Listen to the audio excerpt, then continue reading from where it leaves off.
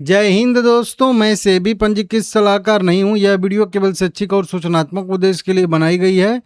Reliance power में फिर से गिरावट आ रही है। एक दिन बढ़िया तेजी आई थी, बड़ी बड़ी खरीदारी हुई थी, उसके बाद 2 दिन से कल भी और आज भी इसमें गिरावट आ रही है। जो भी एक दिन की तेजी से थोड़ा सा सब मोमेंटम ऊपर का शिफ्ट हुआ था, वो 2 दिन की गिरावट ने सबका जो है नीचे की साइड में शिफ्ट कर दिया है। मार्केट में आधे % की तेजी है, लेकिन ये 2.5% की गिरावट के साथ ट्रेड कर रहा है। हालांकि मार्केट वही मिक्स ही है, कुछ इंडेक्स ऊपर है, कुछ इंडेक्स नीचे हैं, कुछ शेयर ऊपर हैं, कुछ शेयर नीचे हैं। ठीक है ना। 25 रुपये 80 पैसे पे शेयर ट्रेड कर रहा है। यहाँ पे देखेंगे 3 करोड़ वही 4 करोड़ मान के चलिए, 4 करोड़ के आसपास शेयर बाय सेल हुए 100 करोड़ रुपए के। 53% का डिलीवरी परसेंटेज है, 20% का सर्किल लिमिट है। खबरें कई सारी आई हैं। खबरें तो पहले वही आई है कि इनकम टैक्स डिपार्टमेंट की तरफ से पेनल्टी लगाई गई है कुछ। उसके बाद अगर गूगल पे भी देखेंगे तो कई सारी छोटी मोटी खबरें निकल के यहाँ पे सामने आ रही हैं।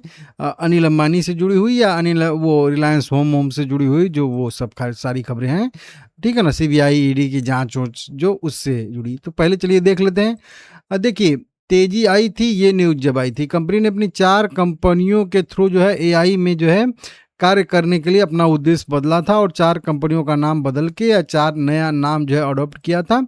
और उसके थ्रू जो है अब company artificial intelligent and technology enable जो है सर्विस देने के लिए कार्य करने के लिए कंपनी ने अपना जो है अनाउंसमेंट किया था।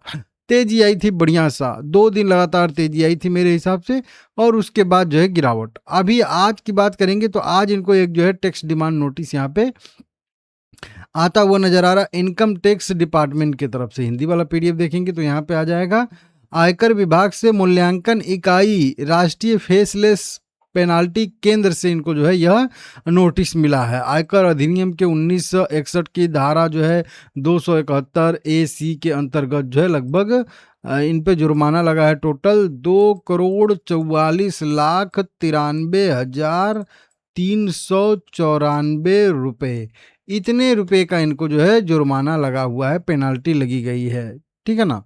2,44,00,000 तो सीधा सीधा कह लीजिए 2.5 करोड़ रुपए का इनको जो है मतलब वही जुर्माना लगाया गया। ये अधिनियम कर निर्धारण 2016-17 के लिए इनको लगाया गया, मतलब कुछ चूक था।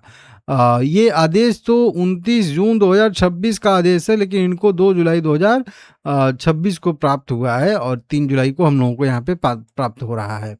वहीं पे बात करेंगे तो क्या उल्लंघन हुआ है, तो ये बताया जा रहा है कि नियम के साथ धारा 44A के तहत अस्वीकृति हुई है कुछ।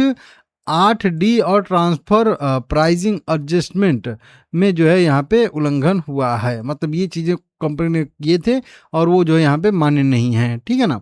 तो इस पे फाइनेंशियल और ऑपरेशन एक्टिविटी पे कोई असर नहीं पड़ेगा, लेकिन कंपनी को वहीं 2,44,00,000 रुपए पे करने पड़ेंगे। हालांकि कंपनी ने कहा है कि जहाँ पे भी इस आर्डर के खिलाफ अपील अथॉरिटी के सामने जो है अपील करने की योजना बना रही है। तो कंपनी इस आर्डर को चैलेंज करेगी, फिर वहाँ पे सुनवाई होगी, फिर देखेंगे आर्डर रिवाइज होता है नहीं होता है, वो आने वाले समय में पता चलेगा।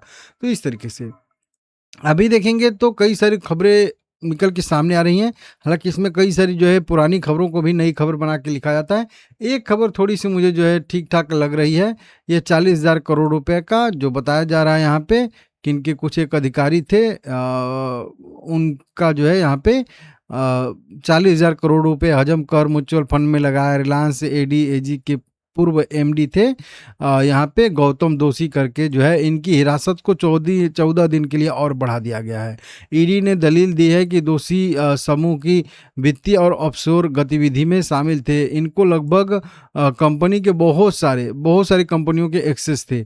105 कंपनियों के 161 खातों का अधिकार था, और उसमें से ये जो है बहुत सारा इधर उधर किए थे कंपनियों के ग्रुप कंपनी में। यहाँ पे देखिए बजा कंपनी के मतलब उद्देश्य के लिए लगाने के बजाय समूह की अन्य कंपनियों में, म्यूचुअल फंड में, विदेशी खातों में, ऑफशोर कंपनियों में किया गया था। मतलब जो ऋण राशि ली गई थी उसका उपयोग जिस कंपनी ने लिया था उसके लिए नहीं किया गया था, मतलब अन्य सबके लिए, बहुत सारी कंपनियों के लिए यहाँ पे किया गया था। और म्यूचुअल फंड में भी निवेश उससे किया गया था, विदेशी खातों में ट्रांसफर किया, तो वहीं पे एमएलए के धारा के तहत आ जाता है मनी लॉन्ड्रिंग वाला केस।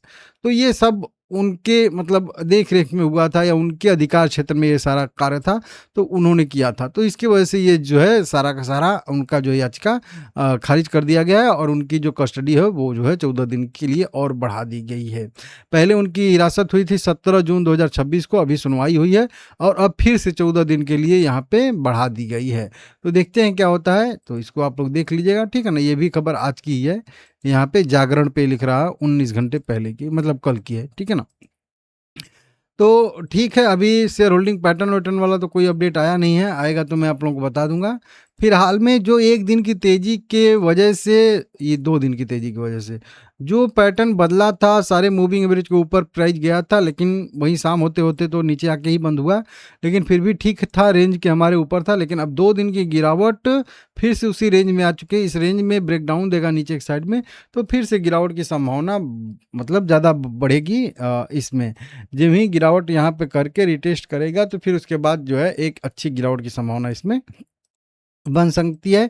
रेंज के ऊपर-ऊपर रहेगा तो कोई बात नहीं रहेगा, नहीं तो ₹19 अगला इसका सपोर्ट बनेगा।